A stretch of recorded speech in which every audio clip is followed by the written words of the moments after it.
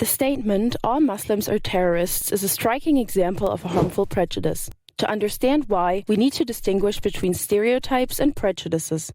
A stereotype refers to characteristics attributed to a group simply because of their membership. A prejudice goes further. It involves negative evaluation and hostile feelings towards that group. In other words, while a stereotype can be neutral, a prejudice is always negative and judgmental.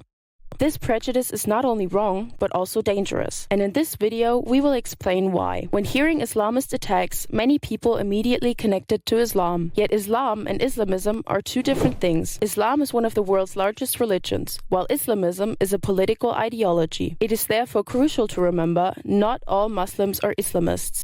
When we look at the world, about 1.9 billion people, which is roughly a quarter of the global population, are Muslims. Countries like Pakistan, Morocco, Saudi Arabia, Turkey, the United Arab Emirates, and Malaysia stand out. Yet many Muslims live far beyond those regions. It is also important to point out that when looking at Islamist terrorist attacks, 86.3% have been committed in Muslim countries, with Afghanistan, Somalia, and Iraq being the most affected countries. To make our reasoning more understandable, we will focus on the Arab world. Islam is a global religion. However, in Western culture, most stereotypes and prejudices tend to refer to Muslims in the Middle East. This region is often associated with specific political and cultural conflicts, which are mistakenly perceived as representative of Islam as a whole. Prejudices and stereotypes towards Muslims in Western societies can't be traced back to a specific historical moment. Images of the Arab Salafist or Islamic terrorists had already influenced Western discourse through events such as the Munich Olympic attack in 1972. These images were further reinforced by popular films and media, shaping a narrative that associated Islam with terrorism. However, for several centuries before, the main motive for terrorism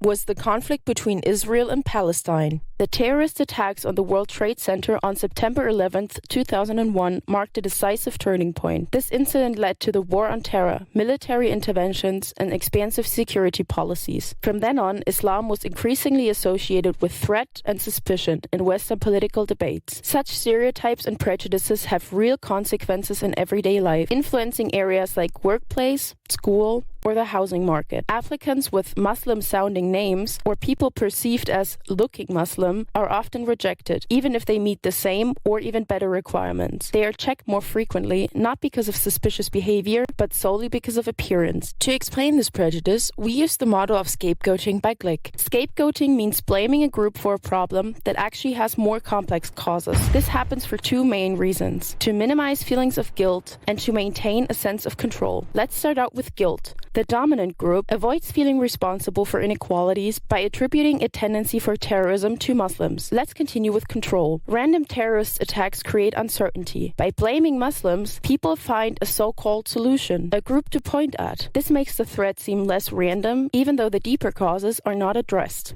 In the context of terrorism, the real causes, such as social inequality, are intangible and difficult to identify. Muslims, often stereotyped as aggressive, are perceived as a strong enough threat to blame.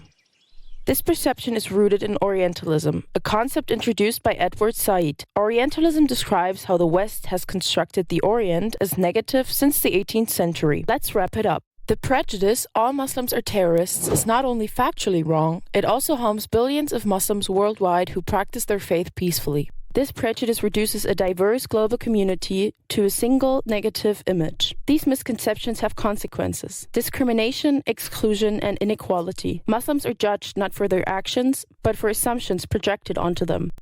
Through mechanisms like scapegoating, we can understand how such prejudices emerge. They offer simple explanations for complex problems, but at the cost of blaming innocent people and ignoring the real causes.